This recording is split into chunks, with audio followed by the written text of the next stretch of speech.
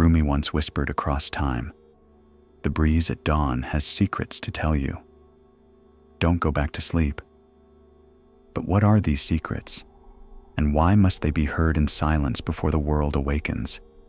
Because there are parts of you that can only be heard when the world stops speaking. There is a presence that lives beneath your name, your roles, your habits. A being that waits patiently, endlessly, for you to turn within. Not the you that scrolls and performs, but the you that dreams, aches, remembers. The one who was here before your first memory and will remain after your final breath.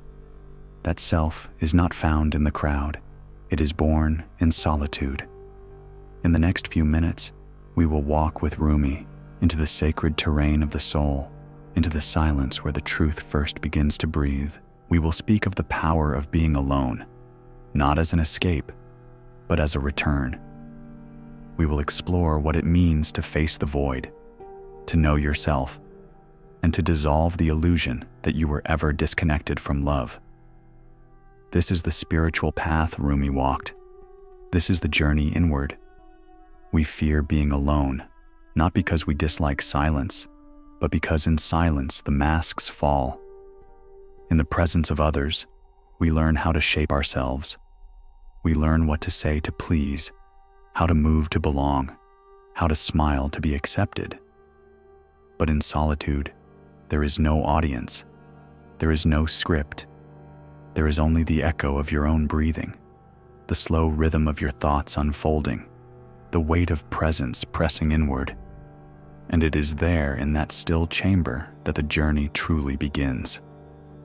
Rumi knew this. He did not romanticize loneliness, but he honored solitude as sacred space, a retreat not from life, but into it.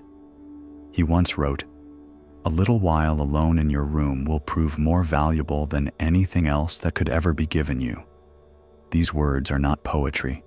They are prophecy, because the soul does not awaken in crowds. It awakens in isolation, when the world finally stops speaking and your essence begins to whisper.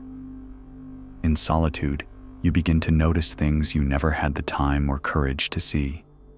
You notice the quiet ache beneath your smile, the thoughts that circle endlessly like birds in a cage, the parts of you that never found language. There is no one to impress here, no one to lie to, no one to perform for. It is in this aloneness that the true self begins to stir, not the self built on reactions or shaped by memory, but the unchanging presence beneath it all. It is uncomfortable at first. The silence can feel deafening, the stillness unbearable.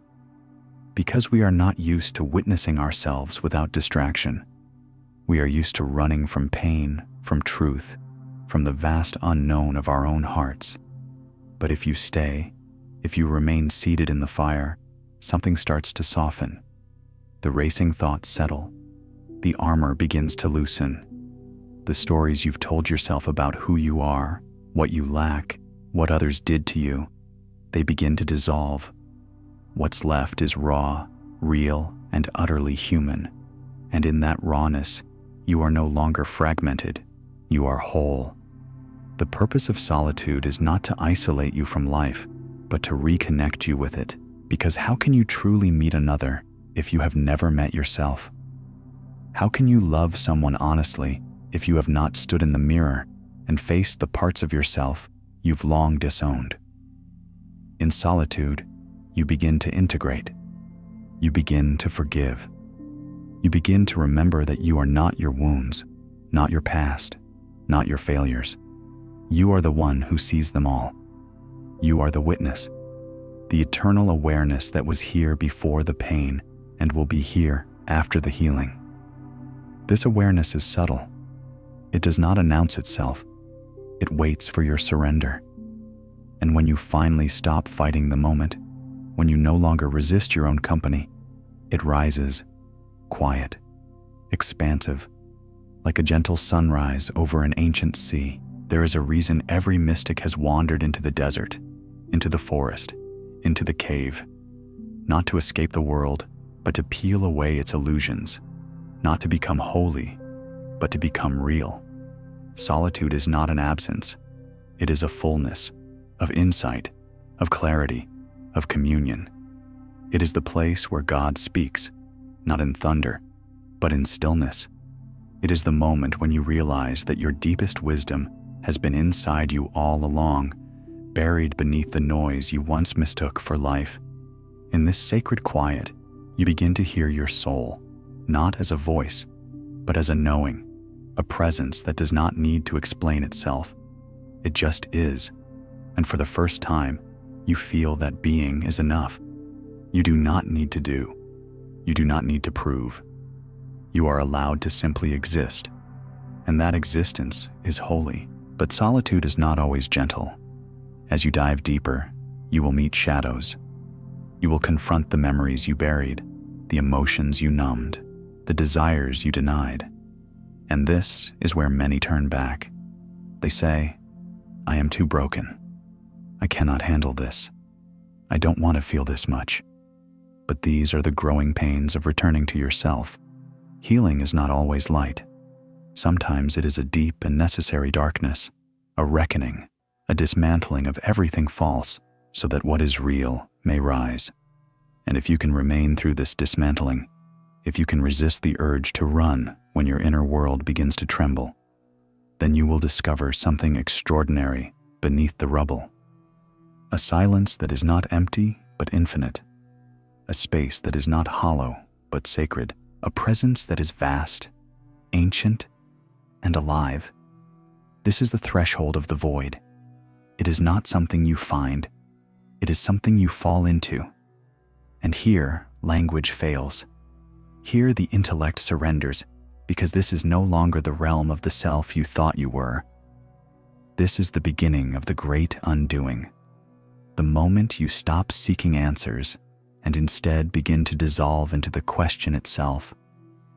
Solitude prepares you for this. It clears the noise. It strips away the masks. It brings you to the edge of your own being, and at that edge, there is nothing left to cling to. No belief, no name, no identity, only the vast, unnameable mystery that we call the void. And so, as we move forward in this journey, we must ask, can we stand still before that abyss? Can we let go of the need to define, to control, to understand? And can we trust that within the silence, something greater waits? Now we take the next step. Now we face the void. And there is a moment in the seeker's path that cannot be taught, only entered. It is not lit by insight nor softened by love. It is vast, cold, and silent. It arrives not as a reward for your spiritual efforts, but as a natural unfolding, the way night follows sunset.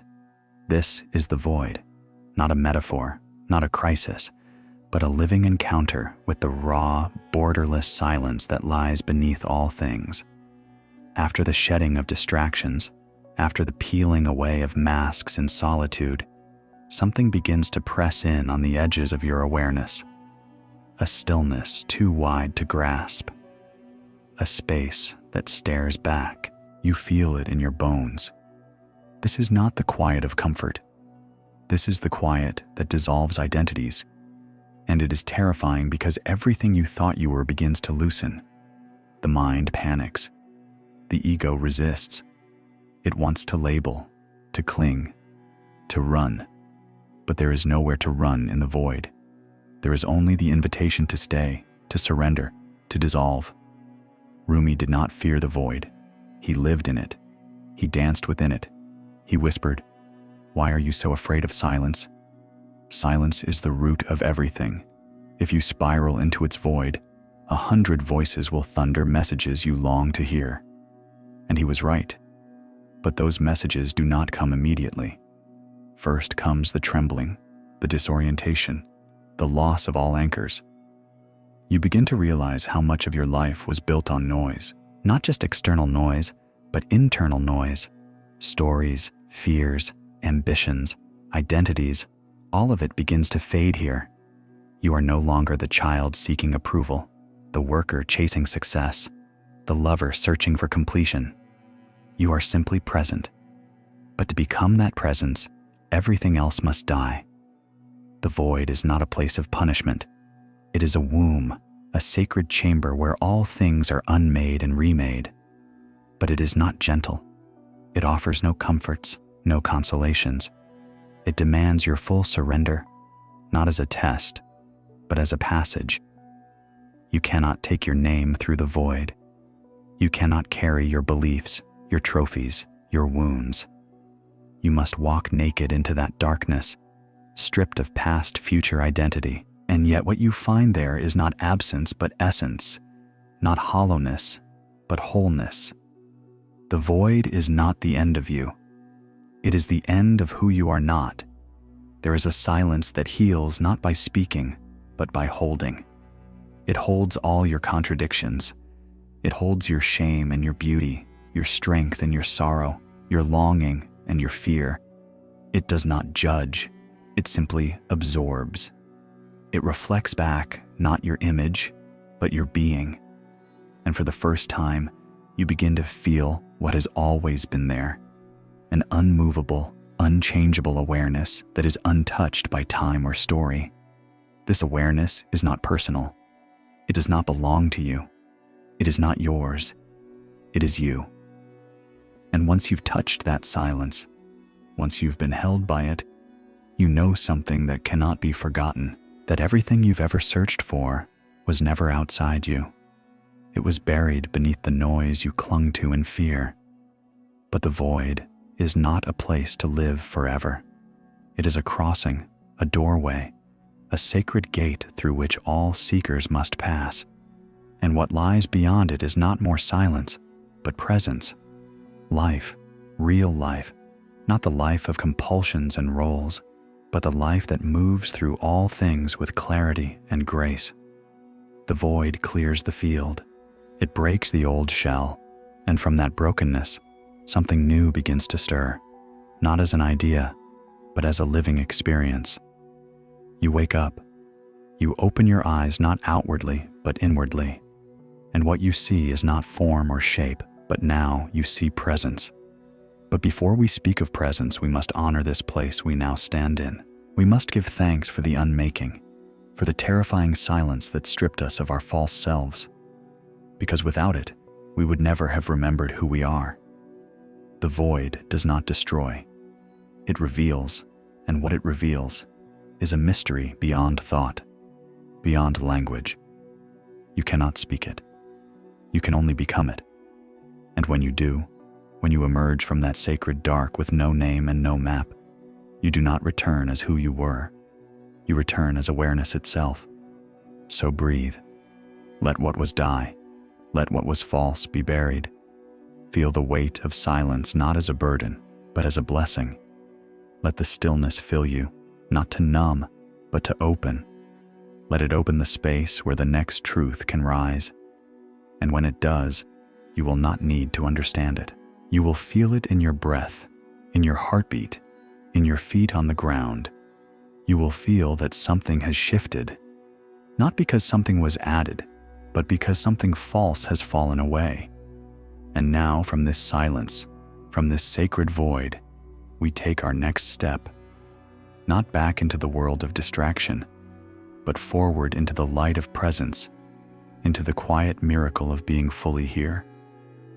When the void has emptied you, when the illusions have been peeled away, what remains is not a blankness, but a silence saturated with presence. Not the presence of a deity above you or a truth outside of you, but the presence that arises from within, soft, unshakable, alive. You don't step into this presence with fanfare or revelation. You simply become aware that it has been here all along, waiting. And in that moment of awareness, something deep shifts. The world does not change, but the way you see it does. Your breath slows, not because someone told you to meditate, but because your body finally remembers it is safe. Your eyes begin to notice the light resting on ordinary things. A leaf, a hand, a cup of water. Time no longer feels like something to outrun. You are here, and here is enough. This is the beginning of the inner journey, not the dramatic ascent to enlightenment as often portrayed, but the subtle, quiet movement toward total intimacy with life. Rumi described it with devastating simplicity. And you, when will you begin that long journey into yourself? These words are not a challenge, they are an invitation. The journey is not about going somewhere new. It's about returning to where you've always been, but with new eyes.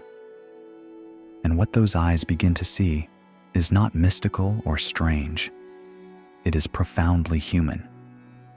You start to notice how many times you betray your own truth in a single day, how often you leave the present moment to revisit the past or control the future. You begin to see how quickly fear rises, how easily joy slips by unnoticed, how deeply you long to be seen, even by yourself. But presence is not just about noticing what is around you. It is about becoming aware of the one who is aware. It is turning your gaze inward, not to think more, but to see more clearly, to recognize that beneath every thought, every feeling, every role you play, there is something that does not move, something that does not change. This something is not a thing at all. It is the quiet watcher, the unnameable I am, the space in which all things arise and disappear. And once you become aware of that space, your entire life becomes a meditation. Washing dishes becomes a sacred act. Speaking becomes an expression of presence. Silence becomes companionship.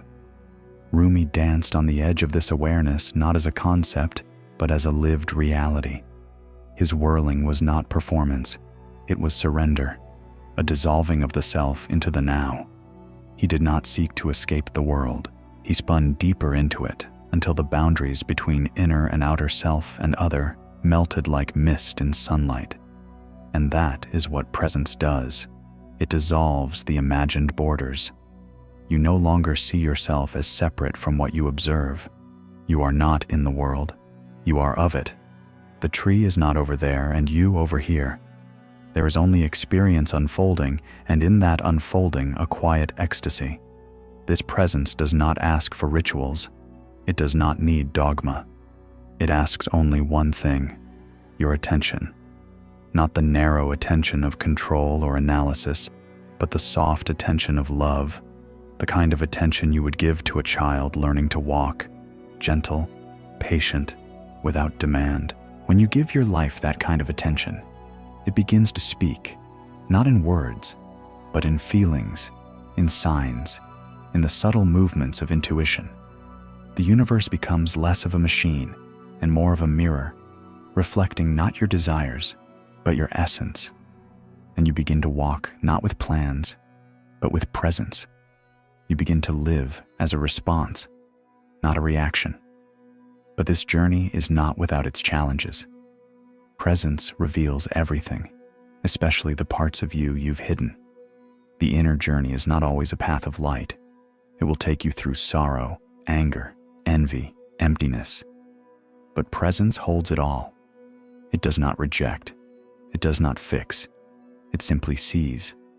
And in being seen, the pain begins to transform. Not through force, but through recognition. You begin to realize that your emotions are not obstacles, but messengers. That your discomfort is not a sign of failure, but an invitation to return. Every trigger becomes a doorway, every wound a window. And this is where the real journey happens. Not in the moments of peace, but in the moments of resistance. Can you stay present when you're angry, when you're afraid, when you're lonely? Can you sit with the ache in your chest without reaching for a distraction? Can you listen to your thoughts without believing every one of them? This is the fire of presence, and it refines you slowly, lovingly. You burn not into ashes, but into truth, into clarity, into authenticity, until what remains is no longer the image of who you thought you were, but the living truth of who you are. And here you begin to notice something even deeper. As you sit in presence, as you open to what is, there is a warmth, a subtle hum beneath the silence, a current moving through all things. It's not an idea. It's not a philosophy. It's a felt sense, a presence within the presence. And it feels like love, not the romantic love that comes and goes, not the conditional love that demands or withholds, but a love that simply is. Rumi called it the beloved, and he saw it in everything: the sunlight through leaves, the grief in a mother's voice, the tears of longing that fall silently at night. The beloved was not separate from life. It was life itself unveiled. This love is not something you achieve. It is what you uncover. It does not arrive with thunder or light. It arrives in the moment you stop looking for it. It appears when the seeker dissolves and only presence remains. It is found not in grasping, but in surrender. And you will know it, not because it tells you its name, but because it feels like home. A return, a remembering, a soft, wordless yes. And so the inner journey that began in solitude, that passed through the fire of the void, that opened the door to presence, now begins to blossom into love. Not a concept, not a goal, but a quiet realization that you were never alone. That behind the silence, beneath the presence, within the breath, something has always been waiting, watching, holding, loving. This is the beloved, and now we turn toward it. Now we open the final door. Now we begin to remember divine love, love that quiet, ancient pulse beneath all things. It has no voice, yet it speaks in every language. It has no face, yet it looks out from every pair of eyes. It is not bound by form, yet it lives within every form. This is the love that Rumi devoted his life to. The love he called the beloved. Not a person, not an emotion, but the divine presence that dwells within all things and reveals itself only to those willing to shed every layer that is not love. The beloved is not found through seeking. The more you chase it, the further it recedes. But the moment you stop, the moment you drop into stillness and become fully present, you realize it has been with you all along, watching, waiting, loving you, even when you could not love yourself. This is not the love of desire. It is not a love that takes. It is a love that sees, a love that accepts, a love that burns everything false, not out of cruelty, but so that what is real may finally breathe. And this is why the path to divine love is not always tender. Sometimes it is fire. Sometimes it is loss. Sometimes it is the breaking open of everything you thought you needed in order to feel safe. Because love, real love, wants only one thing: your truth. And your truth cannot be reached through comfort. It must be excavated, uncovered, revealed. And so the beloved begins to move through your life, not always with caresses, but with chisels. Not always with fulfillment, but with longing. Because longing is how love wakes us. Longing is the sacred ache that reminds us we are more than flesh, more than role, more than mind. Longing is the language of the soul calling itself home. Rumi understood this. His poems were love letters to the invisible, cries of ecstasy, wounds turned into songs. The minute I heard my first love story, he wrote, I started looking for you, not knowing how blind that was. Lovers don't finally meet somewhere. They're in each other all along. This is the paradox. We think we are searching for God, for peace, for love. But what we are really searching for is the place within ourselves where the beloved already resides. Not above, not beyond, but within. And to touch that place, we must stop running. We must stop reaching. We must turn inward, not with force, but with reverence. It begins in the heart, not the physical heart, but the energetic center of your being, the place where grief and gratitude intertwine, the place where you've stored every hurt, every hope. To find the beloved, You must enter this temple with bare feet and open hands. You must bow before your own vulnerability. You must forgive yourself, not as a moral act, but as a spiritual necessity, because every wall you've built around your heart to protect yourself has also kept love out. And the beloved does not push. It waits. It waits for you to open. It waits for you to soften. It waits for you to weep, if that's what it takes. Because only in the breaking do we become whole. You may not feel it all at once. It may come as a flicker, a moment of peace that has no cause, a sudden stillness in the middle of chaos, a tear you didn't expect, a breath that feels deeper than the body. And in that moment, you'll know love is here, not outside, not in words or gestures, but as presence, as truth, as something so intimate it cannot be named, only felt, only surrendered to. And the more you surrender, the more it grows, not as an experience, but as a state of being. You begin to move through the world differently, not grasping, not defending, but radiating, not needing others to complete you, because you have remembered your wholeness, not seeking to be loved, because you have become love itself. And in this becoming, life transforms, not because the world changes, but because you no longer resist it. You no longer divide it. You no longer demand it. Give you what you already carry inside. You become a vessel for the beloved, a mirror in which others can see their own light reflected back.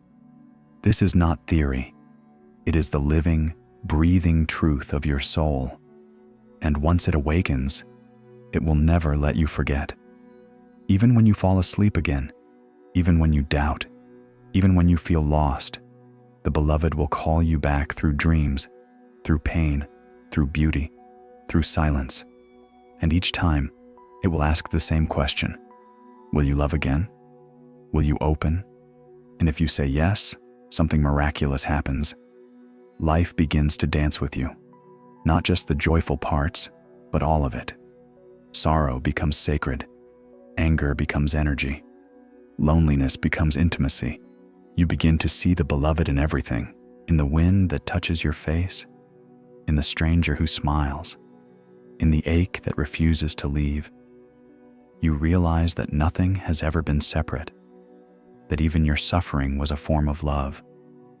Love wearing the mask of pain to lead you back to yourself. Rumi saw the face of the beloved in everything because he had become nothing. He had emptied himself so completely that only love remained. This is the invitation not to become someone greater, but to become no one at all. To be so present, so surrendered, that you become transparent to the light. You no longer need to prove, to defend, to compare. You exist as an offering, and that offering is love. But even now, in the depths of divine remembrance, the journey is not over. Because love once awakened does not settle. It expands, it flows outward. It longs to be shared, expressed, embodied. Divine love is not content to stay hidden in meditation rooms and sacred texts. It wants to live in your words, your hands, your gaze. It wants to be given to the world, not through grand gestures, but through presence, through patience, through listening, through showing up again and again with an open heart, even when it hurts. And so we arrive here, not at the end, but at the beginning of living love, the beginning of walking through the world as a flame that does not burn, but warms, as a silence that does not isolate, but heals, as a presence that says to everyone you meet, you are not alone. You are not broken. You are love. You are love. And from here, the only step left is integration, to carry this love back into the world, to let the journey inward become a life lived outward, to take the presence you found and make it your way of being. And so we close this circle, but not with an end, with a return, a remembering, a quiet devotion to live not from the mind, but from the heart. Now we step forward into reflection, into stillness, into the mystery of the final breath. Now we return, not to where we started, but to where we always were, only now with open eyes. You have walked through solitude, stood still before the void, awakened to the power of presence, and remembered the love that cannot be named. But this was never a lesson. It was a remembering, a slow peeling back of what you are not until what you are could begin to shine again. There is nothing left to seek, no teaching to grasp, no ritual to perform, only this breath, only this moment, only the quiet knowing that everything sacred is already here. This is the truth that Rumi carried in every verse, that the seeker is not separate from the sought, that the longing itself is a sign that the beloved is near, and that beyond the opposites of good and bad, right and wrong, there is a field of stillness, of union, of truth. And in his words, I'll meet you there. But what does it mean to carry this truth into the world? It means to live slowly, to listen more than you speak, to hold space for your own humanity and the humanity of others, to meet life not with judgment, but with presence, to see the divine not only in sacred places, but in dishes, in doorways, in disappointment, in delight. It means to become the quiet center in the storm, to allow the sacred to speak not through preaching, but through how you walk, how you see, how you love. So as this journey comes to a close, let it not be an ending. Let it be a beginning, a gentle vow to walk as one who remembers, to give yourself moments each day to return to the silence, to let the teachings of Rumi not stay in poetry, but take root in your presence. Let your solitude become strength. Let your stillness become insight. Let your heart become a doorway. And if ever you forget, return here not to this video, but to yourself, to the one who was always listening to the presence that never left. You are not on the journey. You are the journey. You are not seeking love. You are love remembering itself. Thank you for walking with me. And now may you walk with yourself, with grace, with truth, with the beloved in your breath. From the tender ache of separation, our souls rise and set forth in search of love's embrace. We chase it through the laughter of friends, the promise of achievement, the sparkle of new beginnings. Yet each discovery only deepens the void within. Rumi tells us this restlessness is no accident, but a sacred summons. It is the soul's own voice calling us home, urging us beyond the fleeting comforts of the world to something infinitely greater. As we wander through life's marketplaces, reading every book, trying every practice, we still feel that hollow longing echoing in the chest. It is as though we sip from many cups, yet thirst for oceanic depths. In Ray's words, looking at my life, I see that only love has been my soul's companion. From deep inside, my soul cries out, do not wait. Surrender for the sake of love. Hear how that command resonates in the heart's secret chamber. An invitation to cease our wandering and heed the pull of what we truly cherish. For love is not found in the passing joys of sensual pleasure or intellectual triumph, but in the courageous act of opening ourselves to the divine. In Sufi tradition, this yearning is called shauq, a burning flame that drives the seeker ever onward. Like the moth drawn irresistibly toward the flame, we feel both fascination and fear, yet we press forward, trusting that the fire we meet will refine rather than consume us. Rumi whispers, let yourself be silently drawn by the stronger pull of what you really love. It will not lead you astray. Here, what you really love is not a person or a goal, but the beloved of all beings, the source from which every longing springs. To follow this pull is to step off the safe ledge of habit and into the wild terrain of the heart. It is a leap of faith that paradoxically gives us wings. Pause with me now. Close your eyes and feel that quiet tug at your core, the subtle yearning you've carried for a lifetime, the whisper that there must be more. Breathe into its presence and allow it to swell like a sunrise behind your breastbone. Let yourself simply be drawn by that longing without judgment or hesitation. In this moment of stillness, recognize that your search is itself the gift. Your longing is the compass pointing to the one love that waits to gather you into its boundless arms. And so, carried by this sacred ache, we journey onward, ready to confront the walls of ego that stand between us and the freedom of true surrender. As our souls press onward, following the pull of longing and love, a new challenge emerges, the mighty fortress of the ego. In Rumi's world, the ego is like a jagged rock, hard, unyielding, and barren. No matter how fiercely we yearn for union, these crags of pride and fear stand between us and the beloved. To move forward, we must learn to confront and transform this inner stronghold. Rumi speaks bluntly of this struggle, urging us to shatter our hardened selves so that life can bloom. Listen to his daring counsel. Very little grows on jagged rock. Be ground, be crumbled, so wild flowers will come up where you are. Try something different. Surrender. Hear how those words echo like a hammer against stone. An invitation to allow the ego's sharp edges to be crushed by the divine mortar so that our souls might become fertile soil. This process of ego dissolution has a sacred name in Sufism, Fa, the annihilation of the false self in the embrace of God. Rumi, who once prided himself on scholarly learning and social status, discovered that true knowledge lies in emptying himself completely. In one of his most vivid metaphors, he declares, "I died as mineral and became a plant. I died as plant and rose to animal. I died as animal and I was man. Why should I fear? When was I less by dying?" Allow the weight of those lines to settle in your heart. Each death he recounts is an act of surrender. Layer by layer, he lets go of every identity until only the essential self remains. This is not a morbid finality, but a series of rebirths into greater freedom. Yet the ego resists. It grasps at safety and control, feeding on our fear of loss.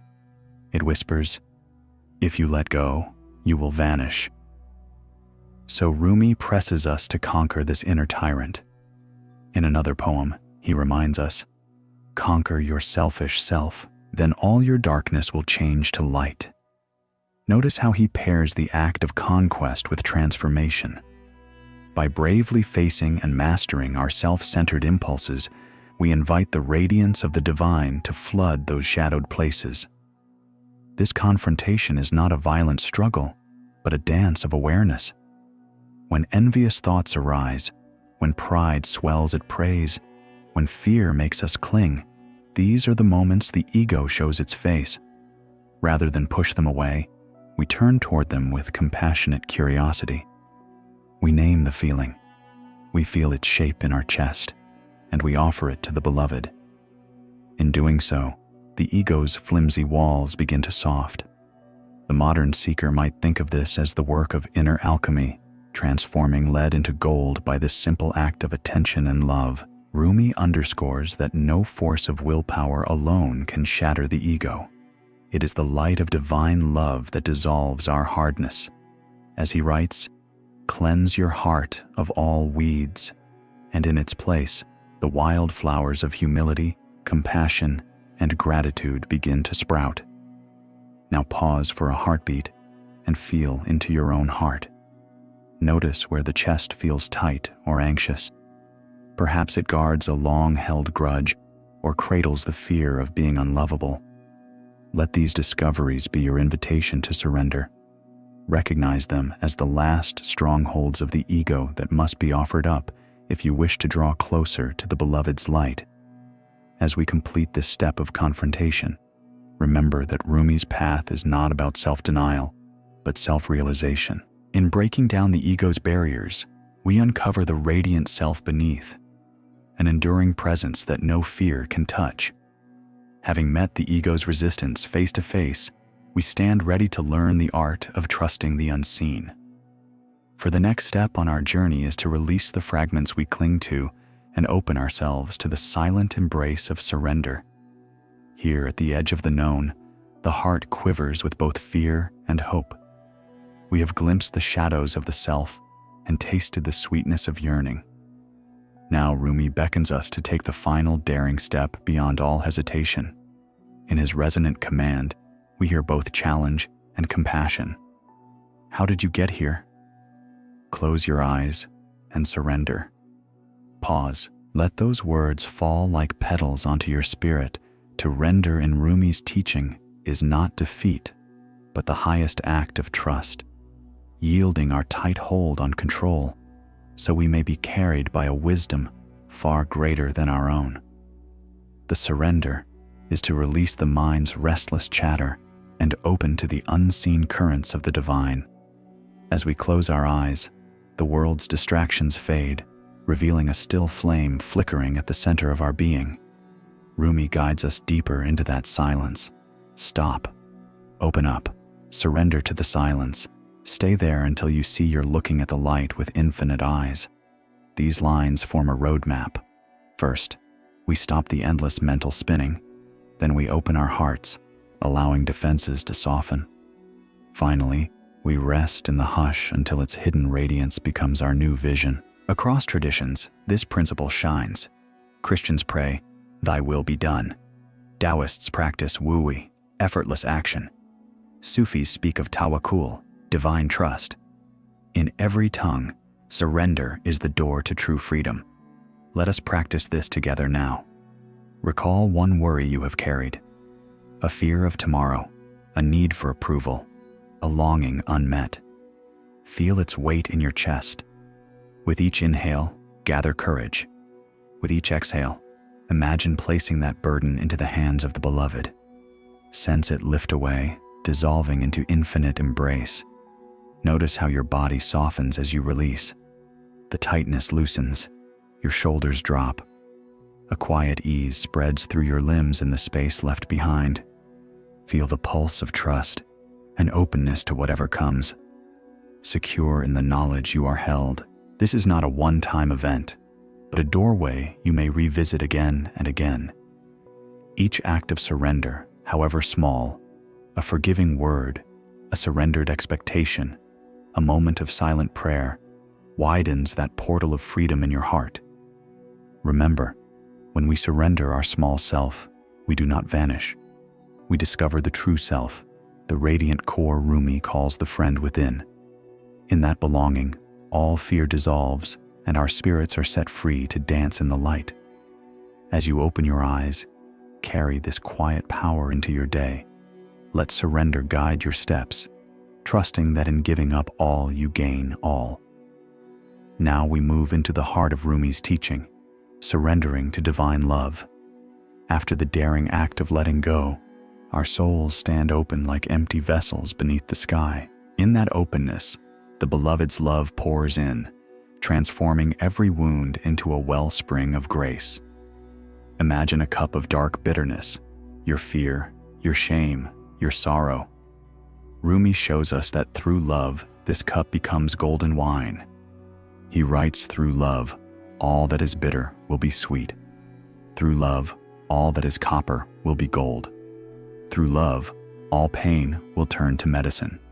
Hear how he speaks of love, not as a fragile emotion, but as a mighty alchemist. When we offer our brokenness to divine love, every shard of heartache is transmuted into healing nectar. In the Sufi tradition, this love is called ishqi, the love that knows no bounds. It is an ocean in which the soul dissolves its edges and becomes one with the expanse. Rumi's poetry pulses with this ecstatic surrender. Love is the astrolabe of God's mysteries. Within its orbit, all horizons vanish. In other words, when love takes hold, the limits of our small selves fall away. We see not with our eyes, but with infinite eyes, perceiving the hidden unity of all things. This surrender is not a momentary thrill, but a continual practice. Every time you choose compassion over judgment, forgiveness over resentment, or generosity over greed, you open a gateway for divine love to enter. The cup of your heart must first be empty, free of expectations and clinging so that love may flow through freely. Rumi illustrates this with the moth that circles the flame. Though the moth risks being burned, it does not hesitate. It knows that in being consumed, it finds its truest life. So too must we be willing. The moth falls into the flame and says, "I want to come closer. I risk my life for this moment of union." In that union, there is no longer fear of loss. There is only the infinite sweetness of tasting the beloved's presence. To help you feel this love now, pause and place your hand on your heart. Close your eyes. Inhale slowly and feel a warm light entering your chest. On each exhale, imagine that light expanding outward, dissolving any remaining tension or doubt. With each breath, repeat silently, "Let me be empty for your love." Allow that simple prayer to echo in your mind. Notice how your shoulders soften, how your mind quiets, and how your heart begins to hum with a gentle joy.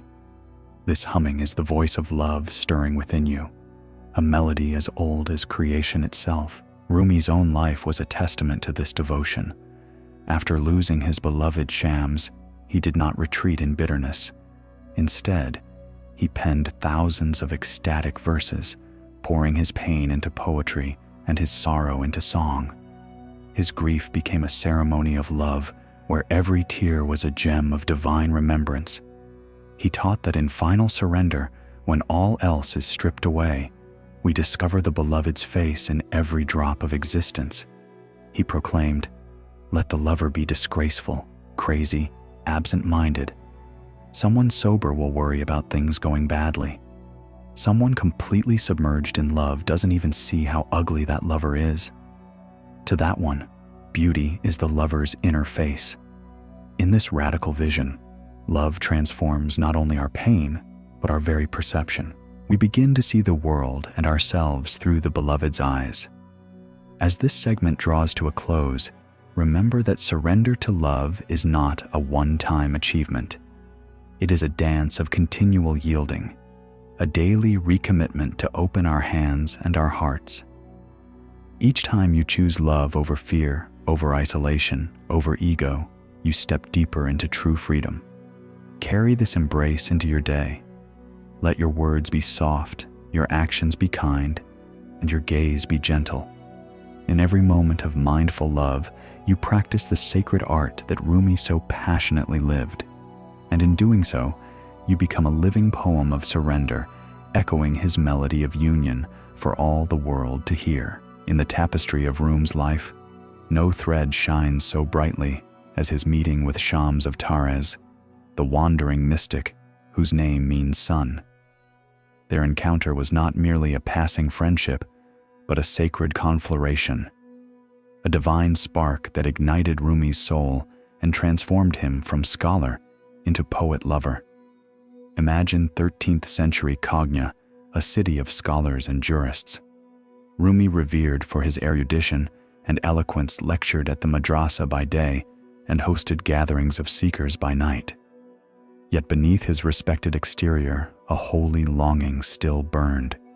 Then, like a bolt of lightning cleaving the sky, Shams appeared, an unassuming dervish with piercing eyes and a heart ablaze with love for God. Their first meeting, chronicled by disciples and whispered by storytellers, defied description. Some say Shams posed a single question that sent Rumi into a swoon. Others claim they gazed wordlessly at each other until time itself stood still. In that moment of recognition, Rumi saw reflected in Shams's eyes the very beloved he had long yearned for. As Rumi later confessed, "What I had thought of before as God, I met today in a human being." Here was the divine cloaked in flesh, a living mirror for Rumi's own soul. From that hour forward, the two were inseparable. They wandered the streets in ecstatic dialogue, their footsteps echoing like heartbeats on ancient shams. Shams spoke in riddles and parables, urging Rumi to abandon all certainties, to let the intellect yield to the fire of love. Rumi, once the master, became the disciple, forsaking his classes and social standing to sit at Shams's feet in Sohbet, the Sufi practice of sacred conversation. Their union was a furnace of transformation. Scholarly robes fell away, replaced by a mad, luminous passion that poured into his pen night after night. He composed verses united to the dance of surrender in the divine. Shams, the Tabrizi, inscribed thousands of poems in Rumi's name, declaring that every word, every breath belonged to his son. He wrote, "I have burned my book of knowledge in the fire of my longing, and in its ashes I now find the book of love. Yet, with such blaze comes shadow." The intensity of their bond stirred envy and fear among Rumi's former students and family. One day, Shams vanished, some say struck down by conspirators, others that he simply withdrew to test Rumi's faith. Rumi was plunged into despair, his heart fractured by absence. In that dark night of the soul, he experienced fana, the annihilation of the self. Stripped of his beloved mirror, he turned inward and discovered that Shams's light had become his own. He proclaimed, "My heart has become capable of every form. It is a pasture for gazelles, and a convent for Christian monks, and a temple for idols and the pilgrims, and the tables of the Torah and the book of the Quran. I follow the religion of love, wherever love's caravan turns. That is my creed and my faith." In this moment of surrender, Rumi realized that the relationship of surrender he shared with Shams was at its core the same surrender he must embody with the divine. Shams's disappearance became the catalyst for Rumi's whirling dance, the sema, in which the poet turned in circles beneath the sky, each revolution releasing grief and spinning into ecstasy. The whirling body mirrored the turning of the cosmos, planets orbiting suns, electrons circling nuclei, a universal sacred choreography born from love and loss alike. For 6 minutes, allow that image to fill your senses, the skirt of the dervish billowing, arms outstretched in the posture of reception and giving, face uplifted to the heavens. This dance is not performance, but prayer, not a spectacle, but a silent sermon, teaching us that in loss we find union, and in surrender we discover freedom. Like Rumi, we may face the absence of our own Shams, times when our guides depart, our dreams collapse, our hearts break. Yet, in that emptiness, we are offered a final gift, the realization that the sun of love never truly leaves us. Its flame burns within, a constant companion beyond the rise and fall of human relationships. Now, in your own heart, call to mind a friendship or encounter that awakened you to something greater. See that person's face in your mind's eye and feel gratitude for the light they brought. Then, in spirit, bow to the emptiness left behind. Bow not with sorrow, but with trusting surrender. Whisper within, "I carry your flame in me always." As we emerge from this chapter of sacred surrender, remember that true transformation often comes through the gifts of both union and absence. Rumi and Shams teach us that love's fire refines the soul, first by drawing us together, then by forging us through separation. And from that crucible, a new self is born, a self that no longer clings, but dances freely in the ever-turning wheel of love. We have journeyed through the ache of separation, wrestled with our own shadows, and surrendered the fragments of ego that held us back. Now, at last, we stand on the threshold of the soul's greatest blessing, divine union. In Rumi's mystic vision, this union is the consummation of surrender, a state of radiant oneness where the lover and the beloved become indistinguishable. Imagine the drop of water dissolving into the vast sea, losing its shape, yet gaining boundless depth. Or picture the nightingale melting into the rose, its song and the bloom fused in a single breath of fragrance. Touch is the alchemy of union, Rumi celebrates it with ecstatic verse. Then, like a drop released into the ocean, all my sorrows vanished in the sea of your love. I am no longer a traveler on the shore. I have become the shoreless sea. Hear how he speaks of shorelessness, the end of all edges and limits.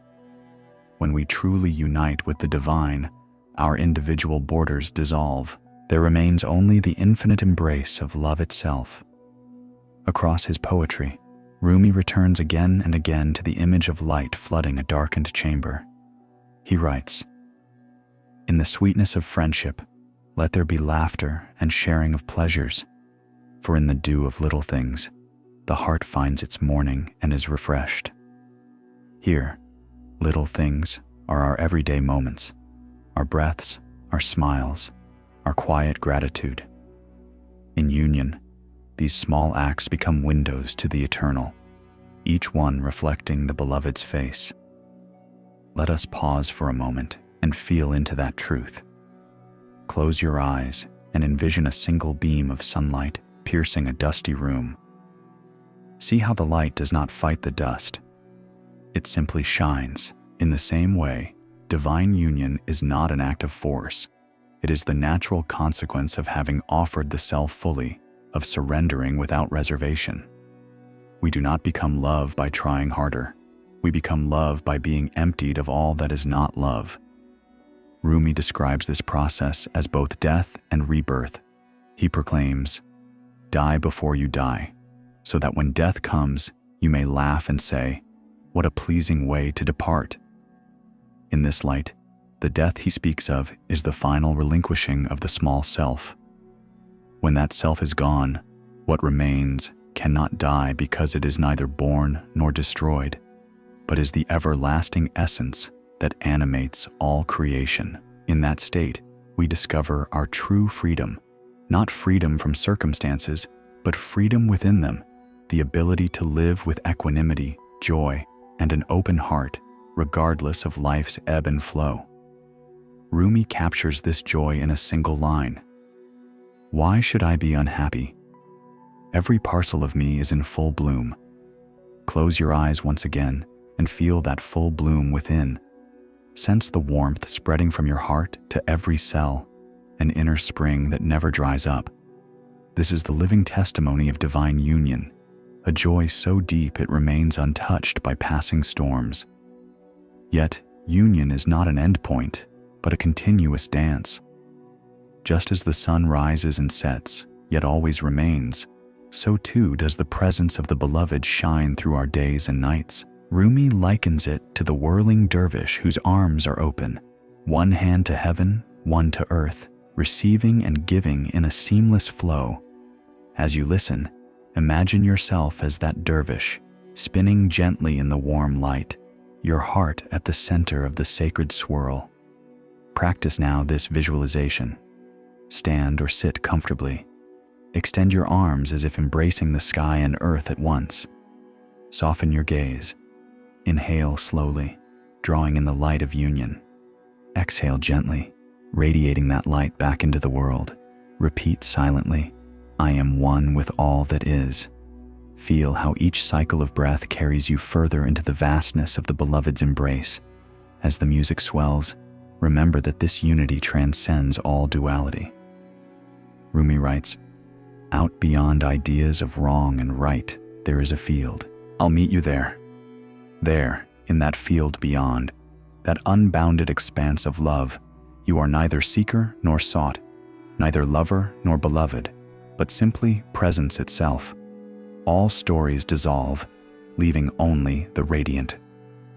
Now, before we move to our closing reflections, let us honor this moment of union with a final verse, a benediction from Rumi's heart. "Come, come, whoever you are, wanderer, worshipper, lover of leaving, it doesn't matter. Ours is not a caravan of despair. Come, even if you have broken your vows 1,000 times, come yet again. Come, come." In these words lies the ultimate mercy, that no matter how often we stumble, how often we cling or lose our way, the invitation remains open. Come again and again into the arms of divine union. into the boundless freedom of love. Carry this unity with you beyond video, in the smallest gesture of kindness, in the hush between thoughts, in the warmth of a shared smile. Know that you are ever cradled by the beloved's embrace. Your soul blooms eternally in that sacred field of love, free, radiant, and at home.